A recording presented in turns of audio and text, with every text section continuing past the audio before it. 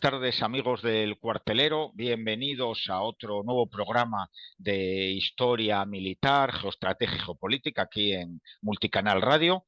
Estamos los habituales. Buenas tardes, mi general, aquí con el general Agustín Rossetti. Buenas tardes, David.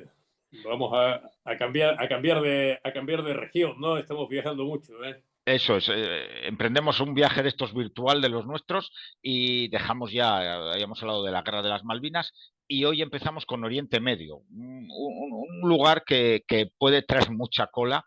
Bueno, la ha traído a lo largo de la historia y bueno, pues vamos a ver qué nos depara un poco Oriente Medio. Haremos una serie de programas, en un principio 5 o 6 programas, en el que tenemos pensado tocar pues las primaveras árabes, el Daesh, la guerra de Afganistán, las guerras del Golfo, la primera y la segunda, Irak, incluso la presencia española en esos territorios, la guerra Irán-Irak en los años 80, y hoy lo que vamos a empezar es un poco viendo lo que es Oriente Medio, con esa zona que, bueno, creo que todo el mundo conoce. Hay definiciones sobre ella que ocupa más, ocupa menos, pero bueno, podemos decir que es esta zona donde confluye África, Europa y Asia.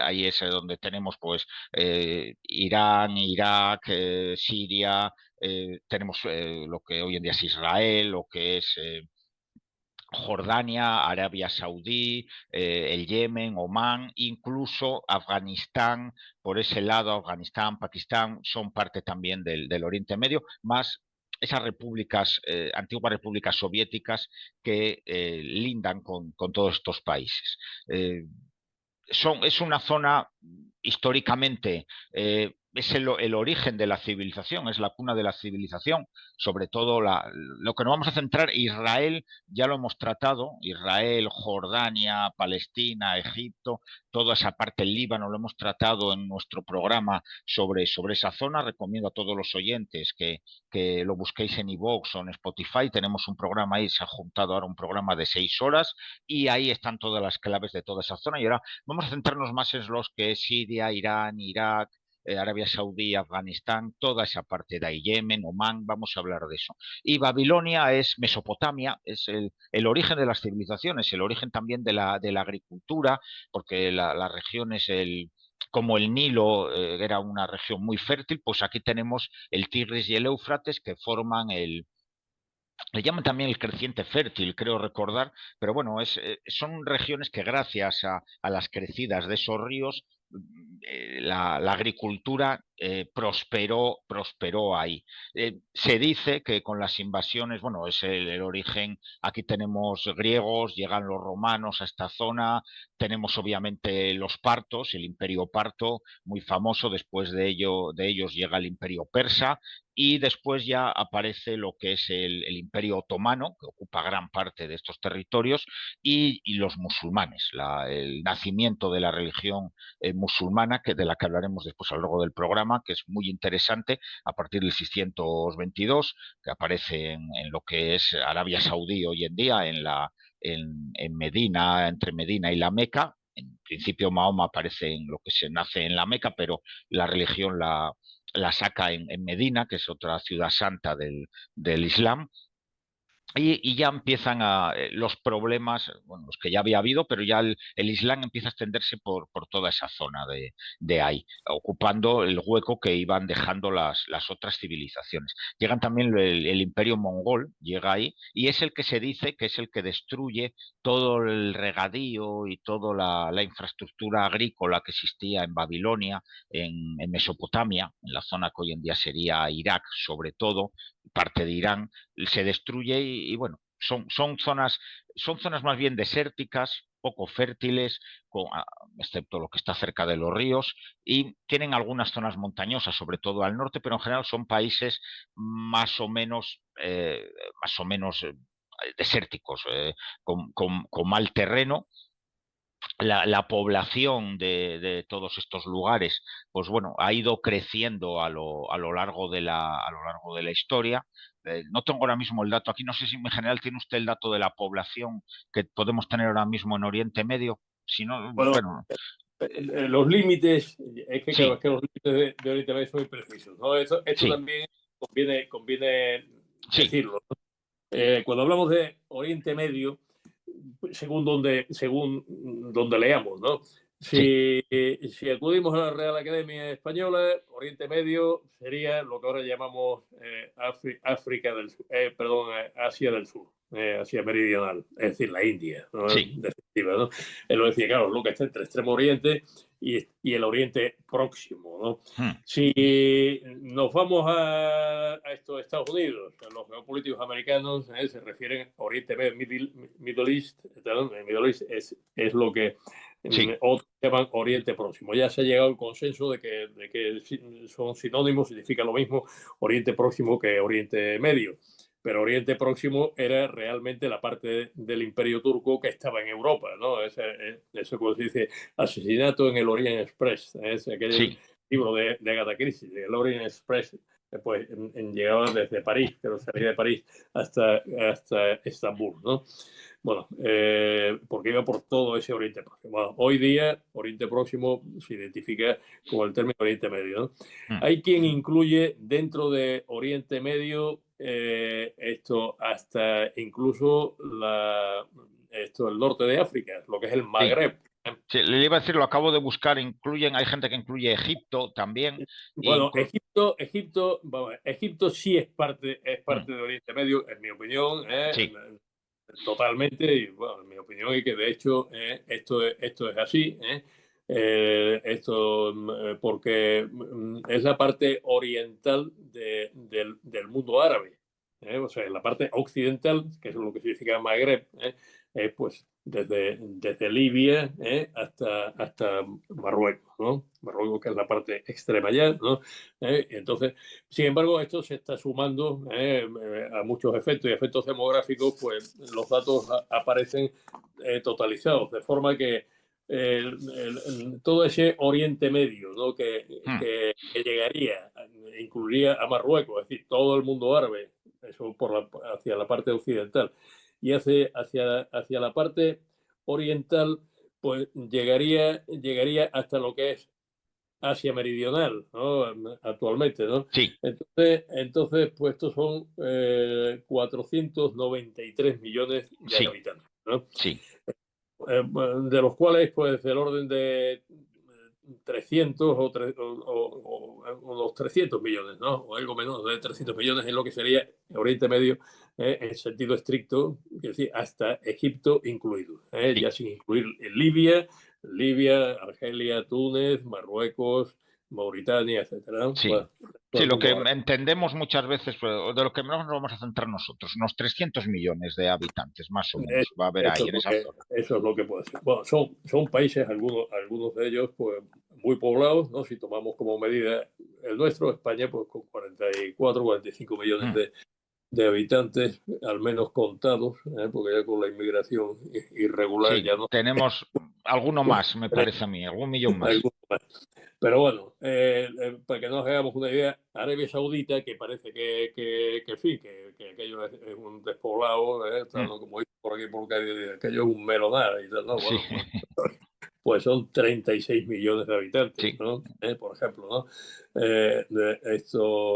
Egipto es la gran potencia demográfica sí, de la región, 110 millones de habitantes, ¿no? Por cierto, con bastante hambre, o sea, porque sí, el Nilo no da para tanto, ¿no? Entonces, claro, pues tienen que pagarle las cuentas, ¿no? Pues en gran medida los países del Golfo, que son los primos ricos, ¿no?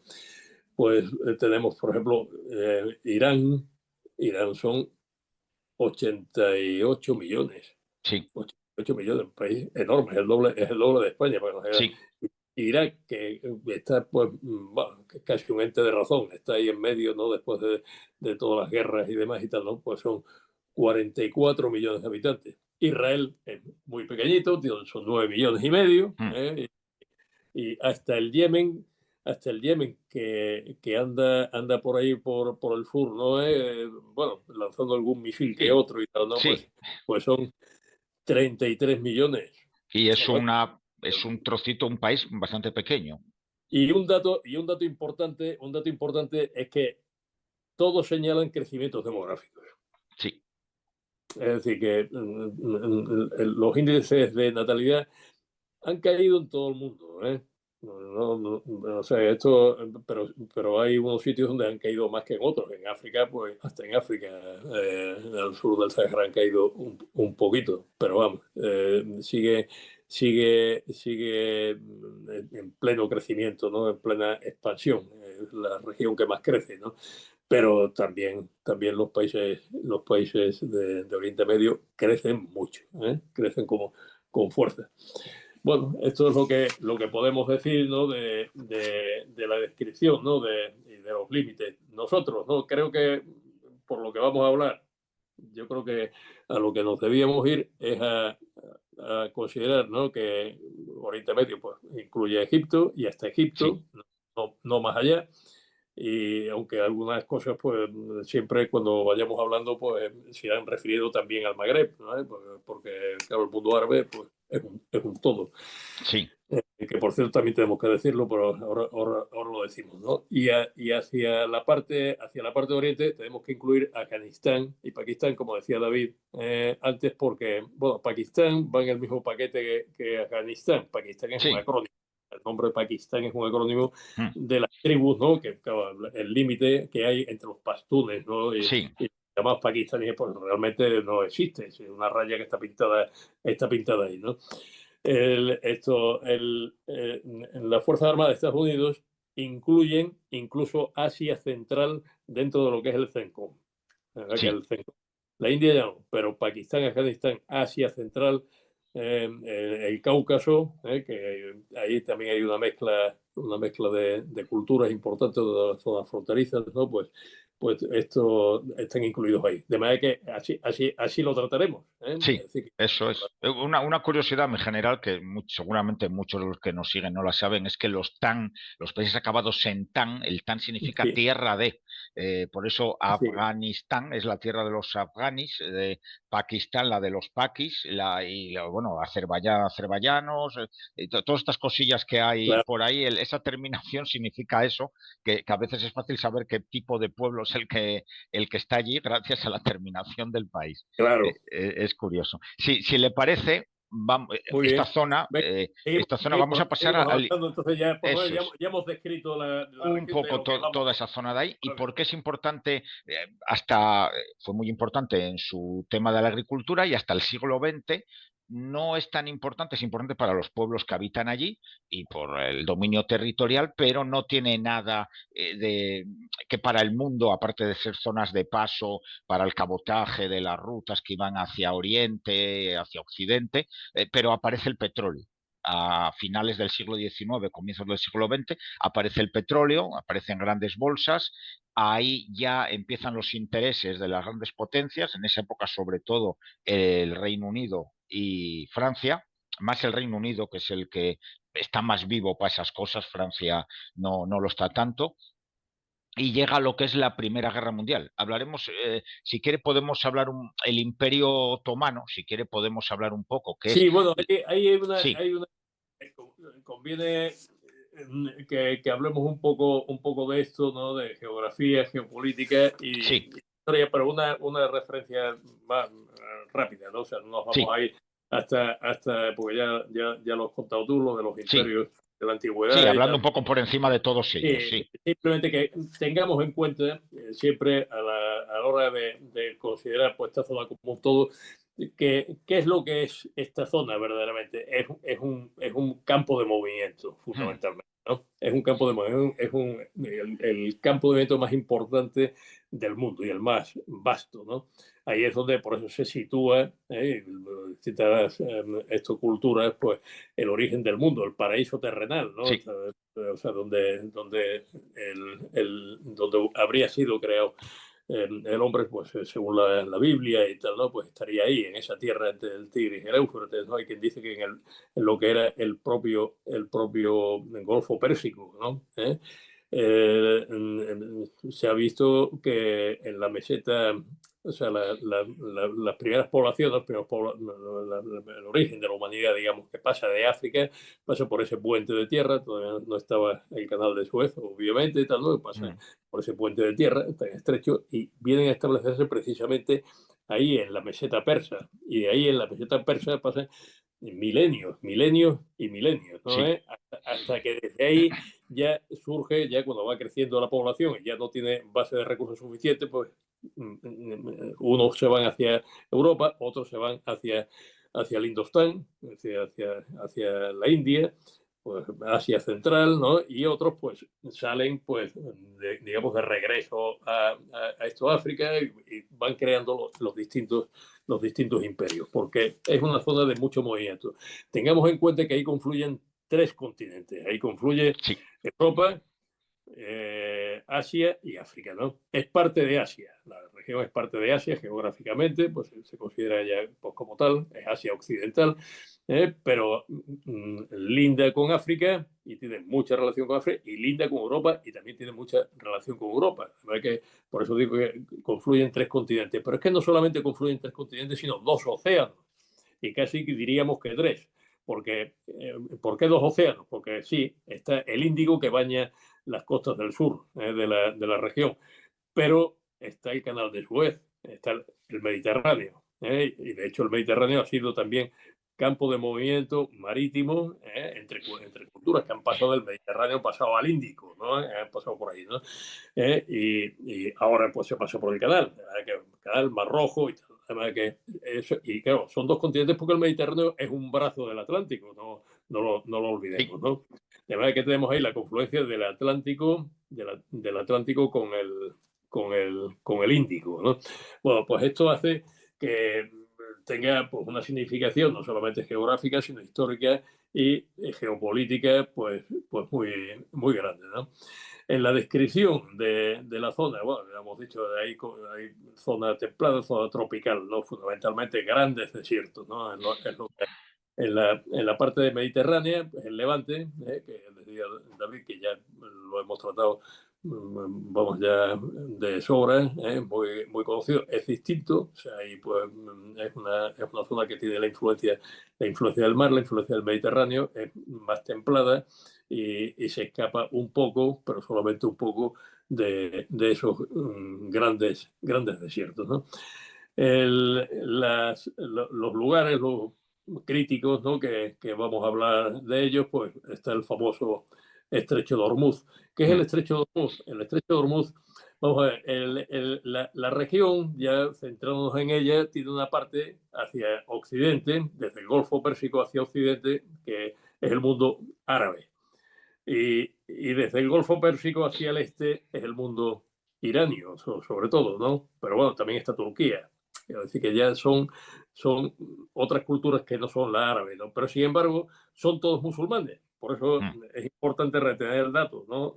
Que no todos los musulmanes son árabes y casi diríamos que no todos los árabes son musulmanes, porque hay árabes que son sobre todo cristianos, ¿no? O sea, y de hecho, pues el cristianismo se ha extendido por la región, pues siguiendo las comunidades judías, ¿no? Pues esto antes de que lo hiciese el Islam. O sea, esto conviene tenerlo en cuenta porque hay minorías que son muy importantes. Si bien esas minorías tienden a ser cada vez más minoritarias, pues gracias al islamismo, del cual Sí, hablaremos en su momento. sí. El petróleo, pues efectivamente importantísimo, por el momento que, pues claro, es que la región pues casi es lo que produce es petróleo, produce otras cosas, tiene, pero de productos agrícolas pues realmente más bien escasos, ¿no? O sea, todo lo que es el sector primario, ¿no? Y productos manufacturados, pues sí, armamento. Por ejemplo, pues Israel produce armamento, pero no solamente Israel, hay otros países productores, no olvidemos, por ejemplo, Turquía, ¿no? Que en ese sentido, pues, es una potencia y además cada vez más, ¿no? Irán en general, y Irán también lo tenemos ahí, que es otro Irán también, productor, tenerlo en con cuenta, calidad la que sea, pero produce armamento. pero el petróleo efectivamente es lo que domina, domina aquello, ¿no? Y más concretamente en los países de la cuenca del Golfo Pérsico. De que el Golfo Pérsico, pues hay países como ahí está Irán, está Irak, todos con costas del Golfo Pérsico, está Kuwait, están los países del Consejo de Cooperación del Golfo, pues, tenemos Arabia, Emiratos, Omán, Qatar, Bahrein, países con distintas significaciones, pero que están todos ahí en ese Consejo de Cooperación del Golfo. Y además que en el año 73, con la crisis del petróleo, se constituyó la OPEP, la Organización de Países Exportadores de Petróleo, que no es que sean solamente esos países de ahí, también de otras regiones del mundo, pero sí es cierto que los fundadores, los que tienen más peso, son precisamente los países del Golfo Pérsico, ¿no? Bueno, más al norte, pues tenemos la Turquía, suní, y el Irán, chiita. Sí. Ahora hablaremos de los suníes y los chiíes, ¿no? Bien, son países, no, son países que son etnias no árabes, la etnia turca dominante, porque aquello es una mezcla de muchísimas cosas, porque los turcos se han definido como pastores de hombres, ¿no? Se que van incorporando a personas de otras culturas, población de otras culturas, ¿no? Pero que son de origen asiático, son de origen guatemalteco, es decir, del Caspio, ¿no? De ahí es donde vienen en dos oleadas distintas, pero que van a formar lo que es la Turquía otomana y tal, ¿no? Y luego Irán, los iranios, los persas, ¿no? Que verdaderamente son indoeuropeos, ¿no? Y son, digamos, pertenecen a nuestra propia rama étnica, es decir, no son semitas, ¿no? Ni son de Asia Central, son de ahí de la meseta irania, ¿no? Como hemos dicho, ¿no? Esto en el Levante, pues el Levante es el Levante mediterráneo, o sea que realmente es el occidente, pues ahí en muy pocos sitios ha habido pues muchas culturas distintas, ¿no? Que están todas superpuestas unas a otras y tal, ¿no? Y por eso es el epicentro pues de todas las tensiones de la región. No hay un hegemón regional, cosa muy importante. No hay un hegemón regional, es decir, no hay un Estado que predomine sobre todos los demás y que puede, digamos, poner orden ahí, porque compiten por el puesto distintos países, ¿no? Podríamos citar así como los importantes, ¿no? Los más importantes, Turquía, pues que ya hemos dicho es una de las potencias demográficas, ¿no? Y de hecho, pues ha sido sede de un califato, el califato Sí. de Estambul, eh, pero que no es árabe. Y eso pues tiene su peso y su importancia, ¿no? Irán, que tampoco es árabe, y que es el centro de esto del Islam chiita, también una potencia demográfica importante, con esos 88 millones, ¿no? Que hemos dicho. Toda Arabia que creo que es el lugar donde están los lugares sagrados del Islam, la Meca y Medina, están allí. Eso le da pues una cierta preponderancia sobre los demás, pero que es una potencia económica, pero no es una potencia demográfica. O sea, ya estamos viendo que el que tiene una cosa, pues no tiene la otra, ¿no? Y luego está Egipto, que es la gran potencia demográfica, que ha tenido muchísimo peso, ¿no? El nacionalismo egipcio y demás y tal, ¿no? Pero que le faltan pues recursos económicos, ¿no? Entonces, todos esos, pues, de una u otra forma, pues compiten entre sí por la región, lo que hace que las grandes potencias hayan tenido que posicionarse allí. Primero fueron las potencias coloniales, Inglaterra, Francia, después compitieron allí Rusia o la Unión Soviética con Estados Unidos. Al final se alzó con el santo y la limosna Estados Unidos, como veremos, pero ya le están moviendo la silla, y se la está moviendo China, se lo está moviendo Rusia, también el interés de Estados Unidos empieza a ser diferente en la medida en que no va, o sea, va abandonando un poco su posición de gendarme mundial y no se sabe muy bien pues cómo terminará la cuestión. Ha procurado no depender tanto del petróleo de allí, ¿no? De hecho ya no depende, ¿no? Porque ya se ha convertido en un gran productor de esto de petróleo por sus propios recursos, ¿no? Bueno, esto quiere decir que los geopolíticos llaman a este mosaico, este tipo de mosaicos donde se descargan las tensiones, ¿no?, entre las grandes potencias, pues cinturones de quiebra, es decir, zonas que no pertenecen a ningún hegemón en particular, pero que chocan entre sí. Bueno, la región vuelve a ser cinturón de quiebra, en nuestra opinión, ¿no? Porque son muchas las tensiones que se van a descargar ahí, y en la medida en que China vaya siendo cada vez más asertiva, pues lógicamente pues esto sucederá más. Sí. Y bueno, y yo Y si creo me, que no quiero, sé si me cómo vamos permite, de hora, David. vamos bien para meternos con el Vamos bien. Islam, pero vamos a hacer un pequeño toque solamente al Imperio Otomano, porque fue muy importante, estuvo en toda esa zona casi la totalidad de la duración, desde 1566, ocupa toda la zona de la que estamos hablando, lo ocupa el Imperio Otomano. El Imperio Otomano surge, es muy largo, surge en 1299 y termina en 1922, después de la Primera Guerra Mundial. eh, eh, los turcos pues conquistan todas estas zonas de aquí, se expanden, consiguen la caída de Constantinopla, consiguen conquistar lo que era el Imperio Romano de Oriente, Bizancio. Creo que Constantinopla era 1452-53 cuando cae, ahí desaparece lo que era el Imperio Romano, en este caso el de Oriente, y se hacen con toda esa zona, hasta que llega la Primera Guerra Mundial. Ellos, bueno, podremos hablar, no para eso, pero un programa a lo mejor a la guerra naval en el Mediterráneo, desde la antigüedad hasta la Segunda Guerra Mundial, yo creo que sería un programa Mm. muy interesante, muy interesante, y España tuvo mucho que ver ahí, nuestras luchas contra los turcos, los piratas, los bereberes, todo aquello fue tremendo. Pero bueno, yéndonos a esta zona, el Imperio Turco o Turquía cae cuando acaba la Primera Guerra Mundial, al haberse aliado con las potencias centrales, cae y su imperio se lo reparten, que era muy goloso, se lo reparten Francia y el Reino Unido.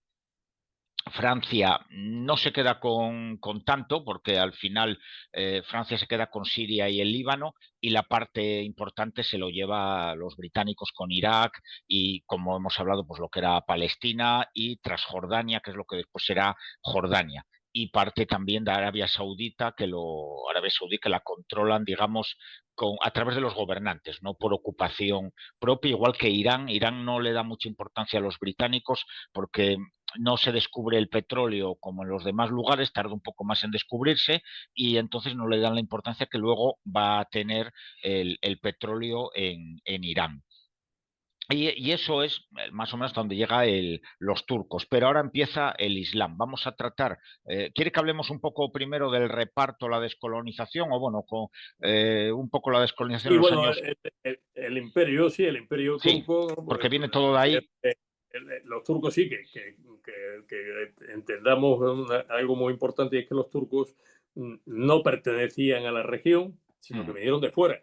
Sí, Vinieron de fuera y vinieron, pues como siempre suelen venir, pues a llenar un vacío. O sea, el vacío que va dejando el imperio bizantino en decadencia, pues va siendo llenado por los rusos que vienen pues, de Asia Central. Entonces, primero viene una primera oleada, que son los selyúcidas, que sí, no, que no hay que confundirlos con los seleucidas, sí.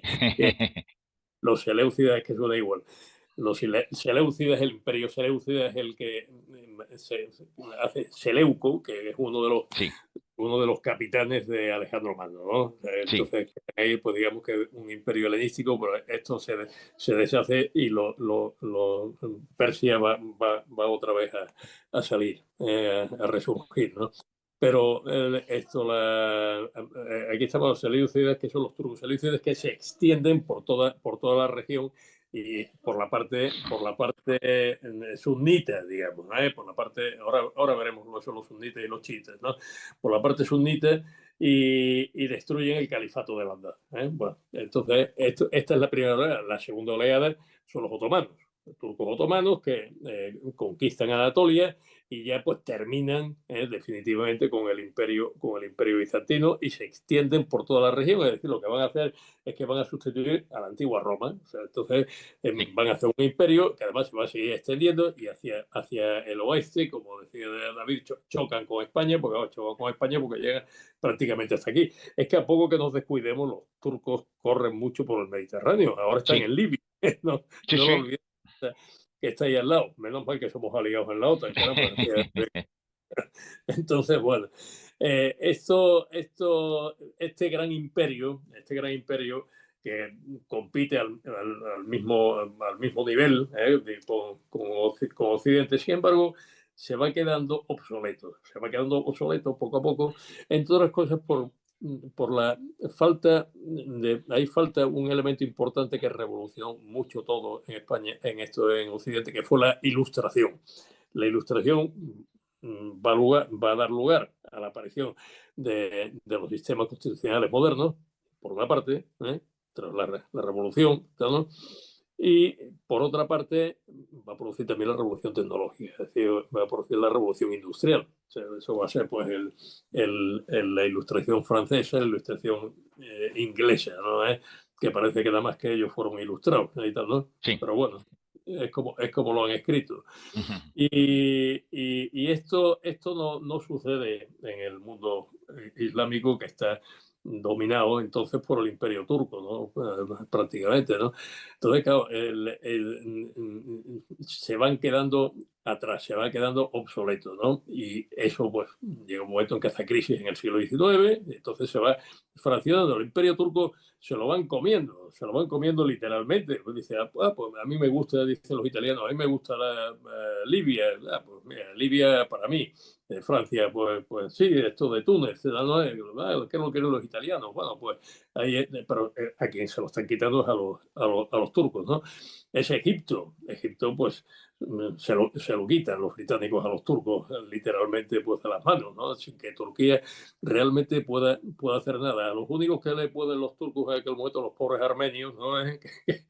Que eso sí, a eso sí los derrotan, porque también el Cáucaso también era parte del Imperio Turco, ¿no? Sí, Bueno, también, es que toda Europa Oriental era parte del Imperio Turco y también ahí pues se va independizando, se va en su momento Grecia, Bulgaria, lo va a hacer también, así, van retrocediendo y ya cuando empieza la Primera Guerra Mundial no queda del Imperio Turco casi nada, queda muchísimo, porque sí, queda todo el Levante, queda pues toda la costa del Mar Rojo, de lo que hoy es Arabia Saudita, son los lugares santos del Islam, y desde luego queda Anatolia, ¿no? Bueno, cuando entran en la Primera Guerra Mundial, realmente lo que esperan los turcos es que Alemania pues, les ayude, ¿no? sí. Pues, para que no se lo sigan comiendo, pero pierden la guerra. Ya hay una serie de tensiones dentro de Turquía, los jóvenes turcos, es decir, lo que quieren es establecer un régimen constitucional, hacen dos constituciones y tal, ¿no? Que todo esto se suma, lo que es el sultanato, que también es califato, pues va perdiendo esto poder e influencia y finalmente pues le dan el golpe final. El golpe final se lo dan en 1916. Hay un acuerdo secreto que es el acuerdo Sykes-Picot, o sea, que son los Sí, ministerios, asuntos exteriores, ¿no? de, de Inglaterra y Francia los que van a concertarse para terminar de repartirse aquello. Entonces el reparto del Imperio Turco pues va a consistir en que el Reino Unido pues se queda con Palestina y Irak, y Francia pues se queda con el Líbano y Siria. Ese va a ser el reparto, ¿no? Y a los árabes les prometen que les van a dar un imperio. Entonces, pues los árabes pues dicen que donde hay que firmar y tal, ¿no? Y es todo Lores de Arabia y tal, ¿no? Lo que quiere decir que cuando termina aquello, realmente Turquía le queda Anatolia, pero no le quedaba ni Anatolia porque el sultán tiene que irse, cae la monarquía, le dejan a los turcos pues, prácticamente el interior de Anatolia, que era su hogar nacional, e incluso Constantinopla como una pequeña zona alrededor, pero muy limitada en toda la parte de Esmirna, con presencia occidental y tal, ¿no? El que va a superar todo eso va a ser Kemal Atatürk, Kemal Atatürk, padre de Turquía, Mustafa Kemal, que es un general del ejército turco que pues hace una revolución y crea la Turquía moderna. Y bueno, esta es la caída del Imperio Turco y es lo que va a configurar pues toda esta serie de naciones que hay ahí, ¿no? Entre las dos guerras mundiales, bueno, lo que realmente el ropaje, en fin, jurídico que le dan a la presencia británica y francesa por razones geopolíticas, porque es vía imperial, ¿no? Toda aquella región, pues son mandatos de las Naciones Unidas, es decir, no son colonias suyas, sino son mandatos que tienen casi como si fueran protectorados, no exactamente un protectorado, porque es la comunidad internacional la que está delegando sus competencias, ¿no? La Sociedad de Naciones, ¿no? En estos dos países, ¿no? Y cuando termina la Segunda Guerra Mundial, pues tienen que acceder a la independencia y van a dar lugar a una serie de regímenes nacionalistas que va a haber en toda la región. Es decir, lo va a haber pues en Irán, una monarquía pro-norteamericana, ¿no? Realmente la monarquía iraní, antigua, digamos, ¿no? Irak, un régimen nacionalista, en Egipto con Nasser, pues va a ser otro nacionalismo árabe. Siria va a ser otro, hacen incluso una república árabe unida, pero todos son todos países occidentalizados, ¿no? Turquía, que también lo es decir, son todos países occidentalizados y más o menos dictatoriales, son países con regímenes autoritarios, ¿no? Y que es lo que va a configurar la región y así nos la vamos a encontrar a principios bueno, a principios de la Guerra Fría, ¿no? Sí, Bueno, eso es. Y ahí entrará ya Estados Unidos y la Unión Soviética para intentar eso es. hacerse cada uno pues con alguna zona de donde al final hay una guerra fría en toda la zona de Oriente Medio. Y yo creo que ha dado mi general El Islam, ¿no? sí, el Islam. ¿Quiere que lo introduzca yo o le dejo? Yo tengo aquí también bastante que de estas cosas, pero Bueno, usted es un experto. Si quiere, haga una pequeña ya, introducción ya, y ya usted sigue sobre lo que bien, son el Islam y las dos empiezo. ramas principales. El Islam nace en el 622 con Mahoma, nace en Medina. Hay unos 1.200 millones de musulmanes en el mundo. Creo que es la tercera religión más. Bueno, hay discusión de cuántos Sí, millones son, pero son bueno, muchos. O sea pero que son muchos. hay Son quienes son muchos. 1.800 millones Sí, y el 20%, sí, 20% de la población mundial, ¿no? sí. Que es mucho decir, ¿no? Sí, yo tenía Un dato 1.200, pero claro, según donde se busque, pero sí, sí, son muchísimos. Y tiene dos ramas principales. Bueno, tiene cuatro, pero las dos principales son los suníes y los chiíes, que ahora hablará el general más en concreto de ello. Pero tenemos otras dos que también son bastante importantes, que son los sufíes y los jarilíes. Los suníes están sobre todo es la rama más importante, el 80% de los musulmanes son suníes y un 10%, 13, 14, 15 son chiíes. Los chiíes son Irán, podríamos decir, hay por más sitios, Irán, Irak y la mitad de Irak es chií y los suníes, pues Arabia Saudí, Siria, Egipto, es la confesión mayoritaria, Marruecos mismo, que los tenemos aquí al lado, son suníes en un principio. Los suníes son más ortodoxos, son una corriente ortodoxa y son fieles a las tradiciones. No tienen una jerarquía en el clero, en sus imanes, no es una jerarquía, sino que está subordinada al mundo político y el sucesor de Mahoma lo deciden, digamos, la comunidad. Sin embargo, los chiíes son un poco más radicales, hace mucho énfasis en que el Islam controle la vida pública. Los sucesores de Mahoma tienen que ser para ellos alguien que sea pariente directo de Mahoma, y de ahí viene mucho el problema cuando se separan chiíes y suníes, precisamente por decidir quién es el sucesor de Mahoma, que es el famoso Ali o no lo es, y todo esto. Y después tienen los imanes, los ayatolás, su palabra es ley, está por encima de los políticos, de la ley civil. Esas son unas diferencias importantes. Y después hay dos ramas también que son la sufí y la jariyí. La jariyí se separó, creo que de los chiíes, si no recuerdo mal. Esos interpretan el Corán de manera literal y creen que todo buen musulmán puede llegar a ser califa, no tiene por qué descender de nadie. Son bastante tolerantes con otras religiones. Los jariyíes están sobre todo en la zona de Omán. Y después están los sufíes, que estos son místicos. Interiorizan mucho la religión y buscan el contacto directo con Dios. Es Son herejes. herejes, sí. Para el resto de tal son Propiamente, herejes, sí. casi diríamos que estos místicos, ¿no? Sí, Sufíes, ¿no?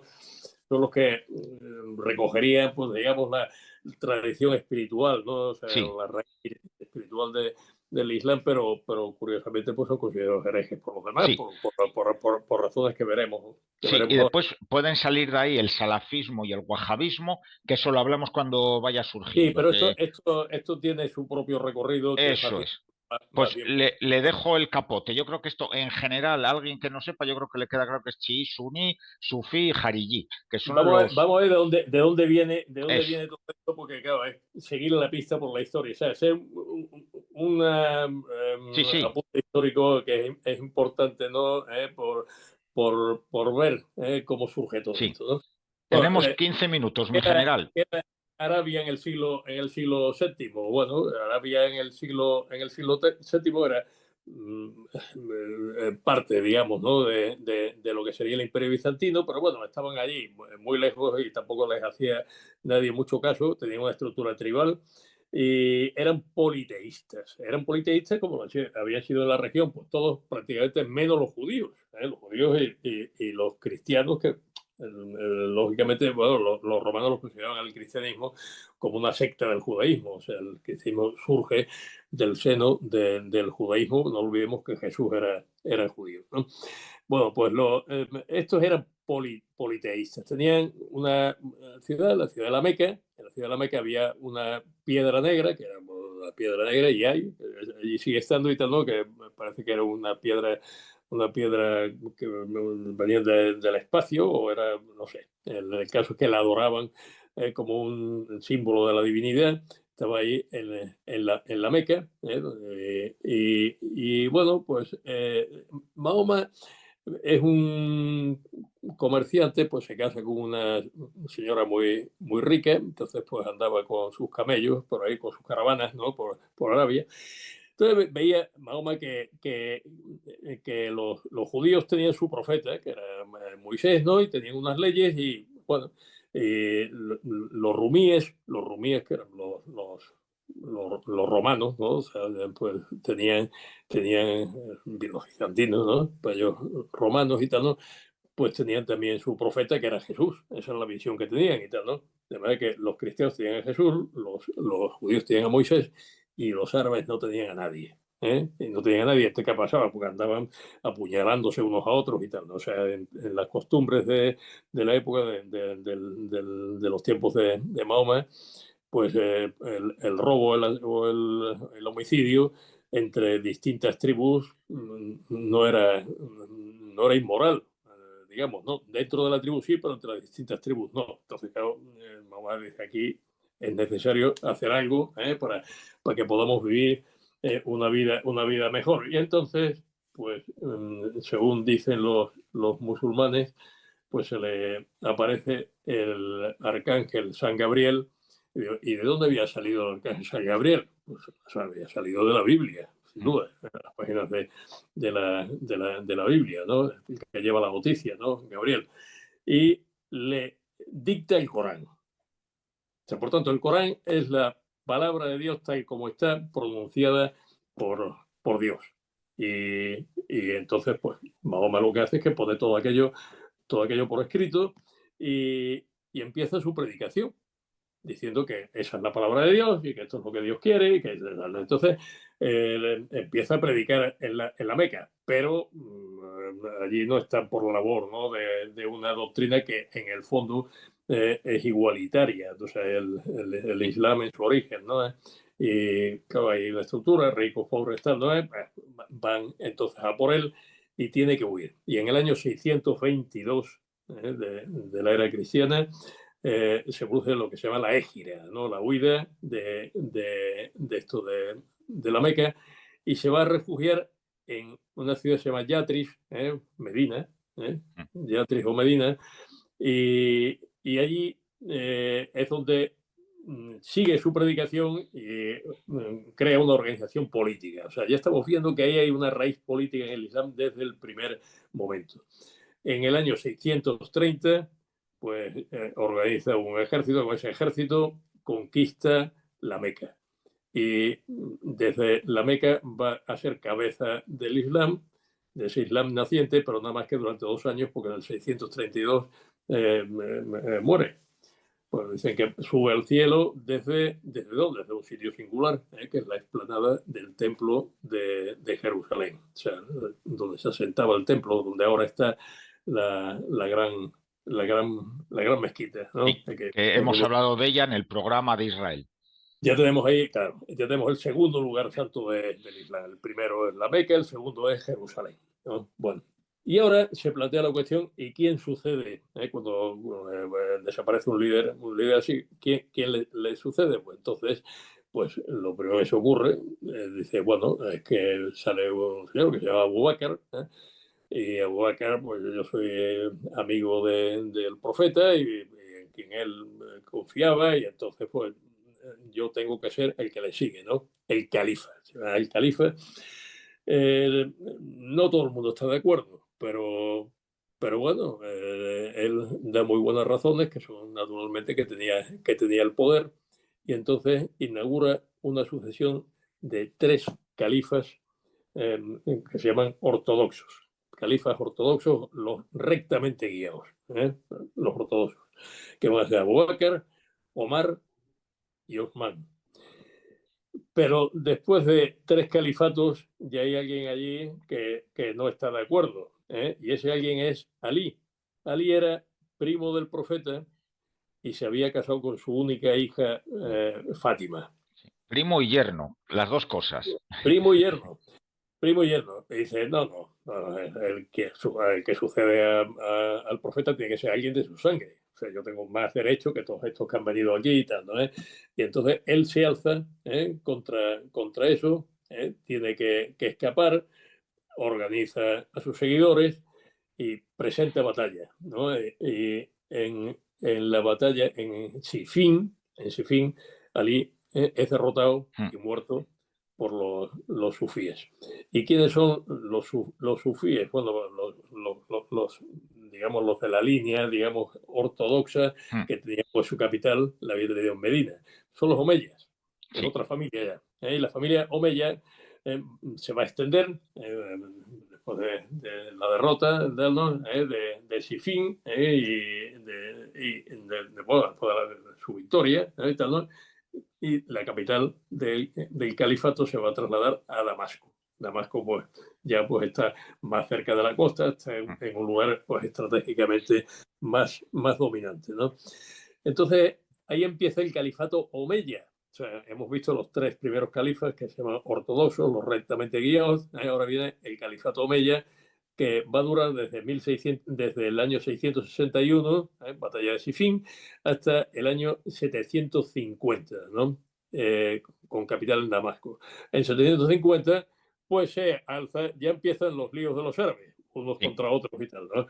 Se alza otra familia, que es la familia Abbasí. Y la familia Abbasí derrota a los omeyas y tienen que huir.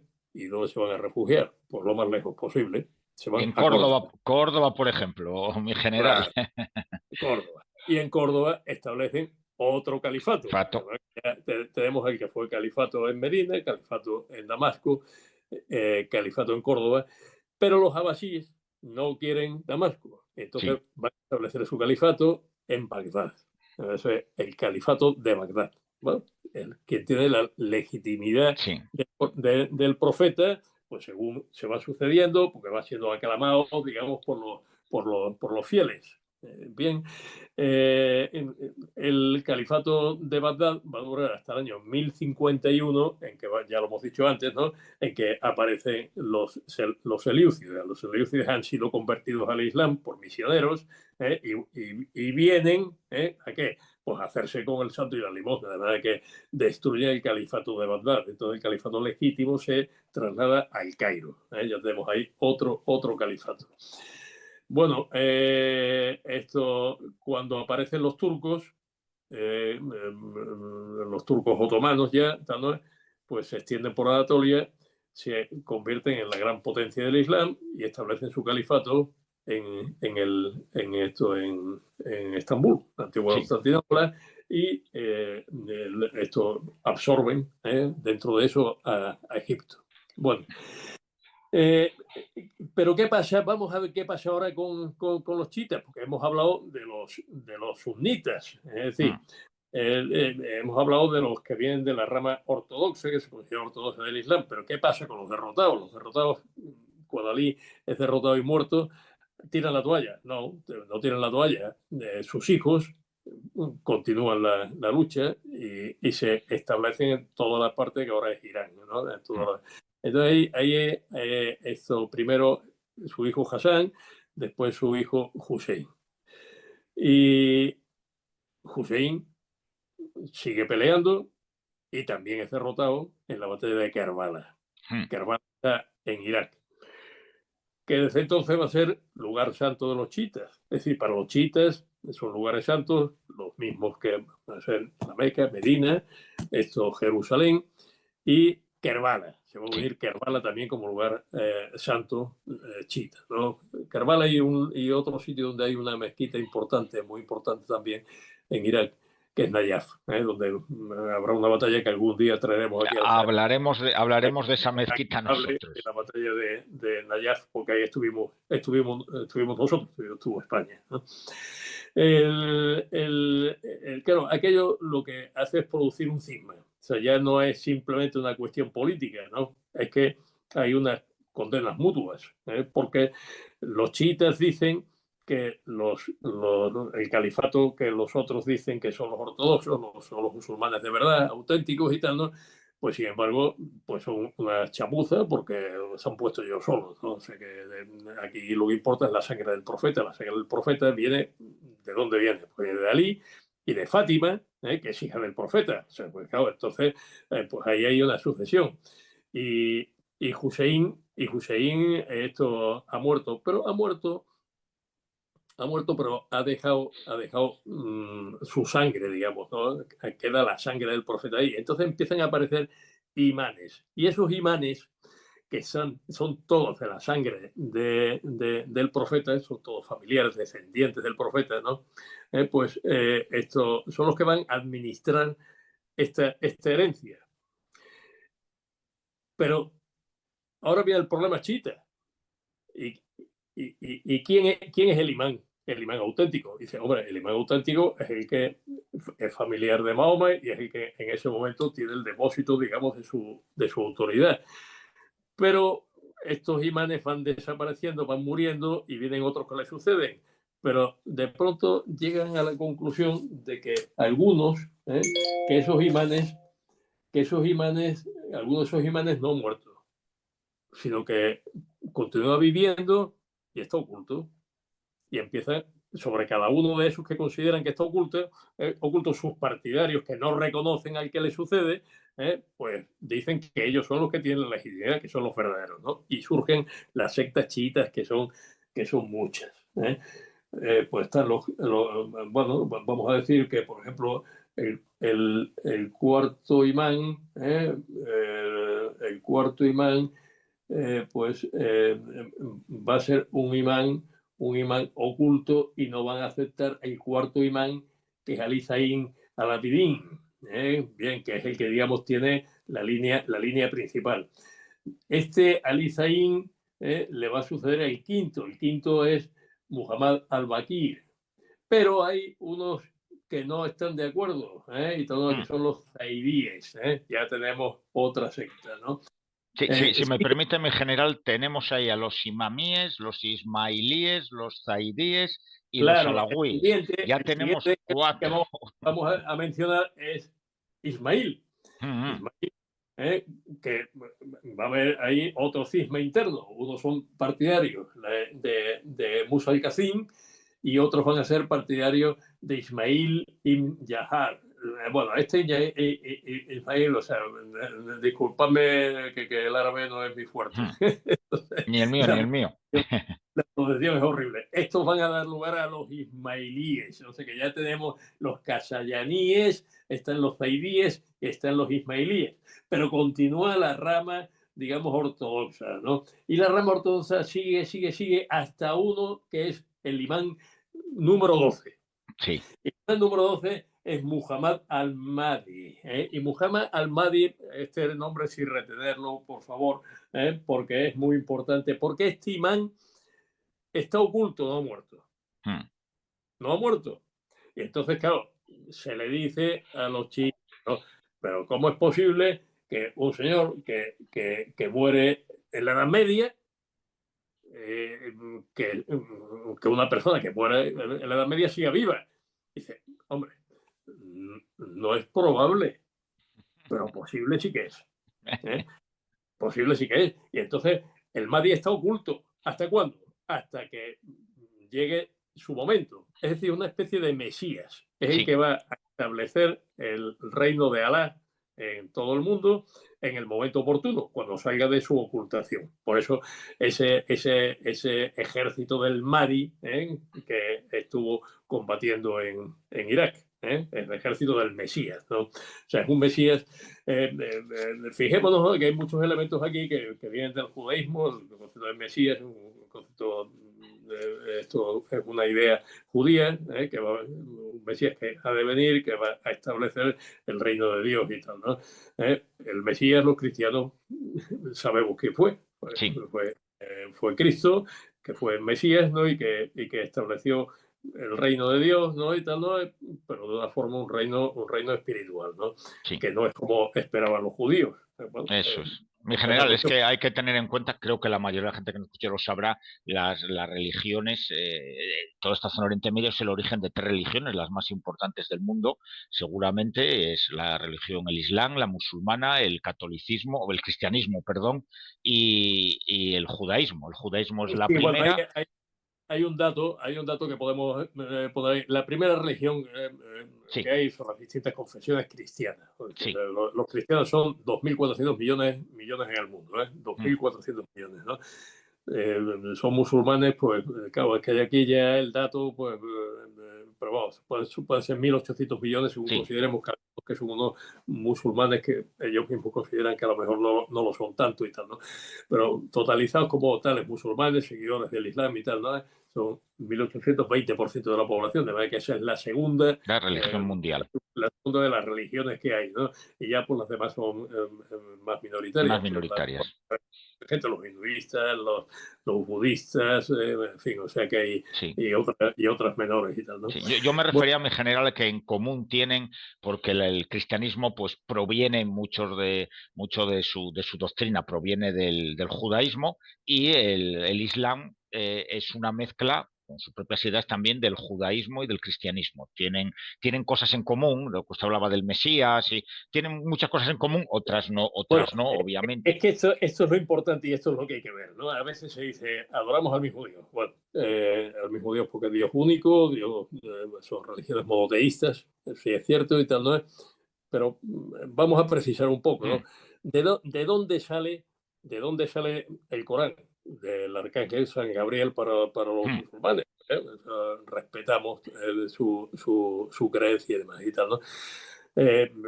Vamos a seguir la pista históricamente, muchos elementos que vienen de la Biblia.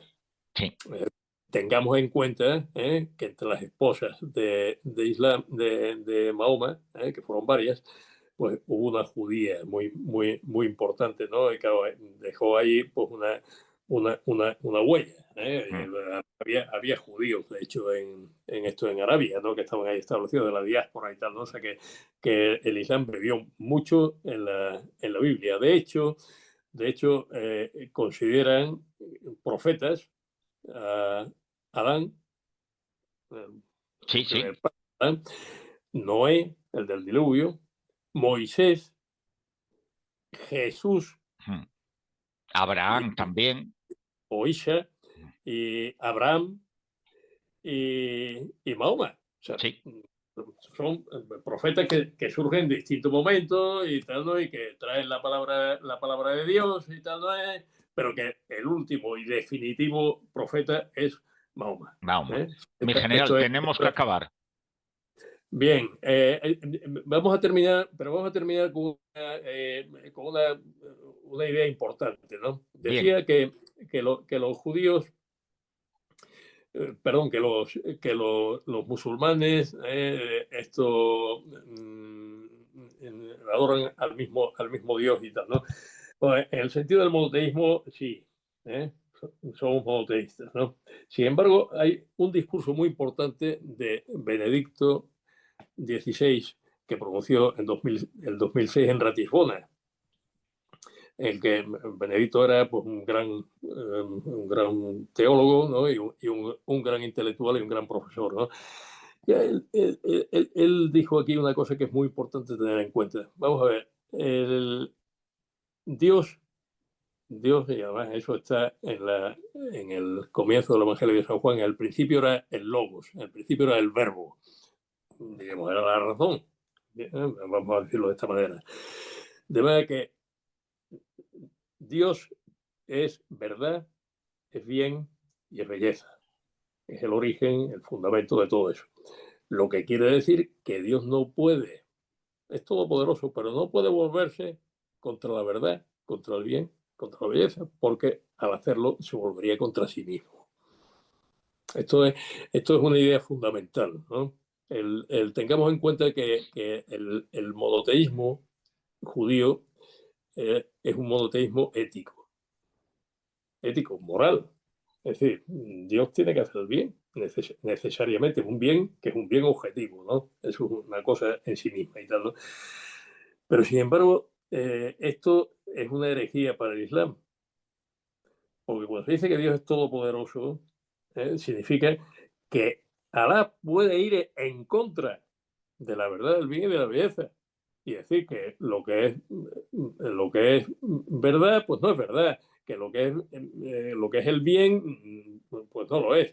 Que lo que evidentemente es el mal, porque todos tenemos una conciencia que Dios ha puesto en nosotros y tal, ¿no?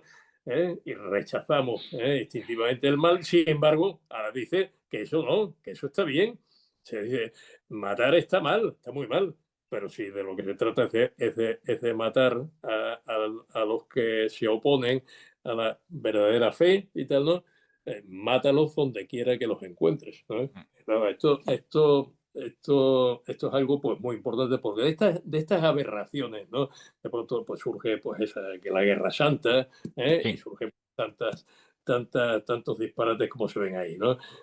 Por eso digo que hay que matizar bastante, porque hay una diferencia de enfoque entre el Islam y el cristianismo. No es solamente que el Islam, como dicen algunos, es que están en la Edad Media. No, no, es que ahí hay una raíz y esa raíz es importante y se va a manifestar después cuando hablemos de lo que es el Islam político. Porque, Sí, claro, como toda la política es finalista, ¿no? y Digamos, eso, mi general, lo hablamos ya en el siguiente programa porque nos hemos pasado ya. Si le parece, muchas gracias a todos, muchas gracias, mi general, gran muy bien. programa, un placer como siempre. Pues nada, lo mismo digo y nos quedamos ahí, nos quedamos Nos ahí. quedamos aquí, no nos queda otro remedio, el Todo tiempo en... esto es muy importante porque nos va a servir para comprender el islamismo. Y al Eso comprender es. el islamismo, el islam político, entenderemos pues, cuáles son sus perversiones, ¿no? Que son pues, que pueden Y ahí ser vamos a en el continuar el sentido de ahí. próximo programa con el Islam político y seguiremos charlando sobre Oriente Medio. Muchas gracias a todos amigos por acompañarnos en el cuartelero. Como siempre, nos podéis seguir en directo todos los martes a las 4 de la tarde, o en diferido en iVoox y Spotify. Muchísimas gracias y un saludo a todos amigos. Bueno, adiós, un abrazo a todos.